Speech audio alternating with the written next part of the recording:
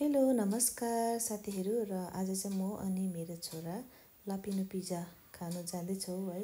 र यो चाहिँ कहाँ पर्न जान्छ भन्दाखेरि चाहिँ चौरस्ताको घोडस्था तेर्सो है ताज बेकरीको ठिक अपोजिटमा पर्न जान्छ। सबैलाई थाहा भएकै कुरा हो, तर पनि म भन्न गइरहेको छु।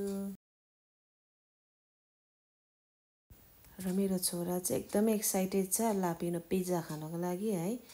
र अघि अघि ऊ पछि पछि म है। स्पेसली म चाहिँ यहाँनिर लापिनो पिज्जा चिकन खानको लागि आएको है। लापिनो chicken tikka barbecue cube chicken and smoke chicken चाहिँ म टेस्ट गर्न आइरहेको छु, किनकि यहाँको सबैको फेभरेट बनिसकेको छ। र यसलाई 10 आउट अफ द 10 दिन चाहन्छु। हजुरहरू पनि एकचोटि भिजिट गर्नुहोस् है। र मलाई चाहिँ एकदमै डिलिसियस लाग्यो है यो पिज्जा। पिज्जा त डिलिसियस हुन्छै हुन्छ, तर यो चाहिँ एक प्रकारको टेस्टी है छ। र हजुर पनि आएर ट्राई गर्नुहोस् है।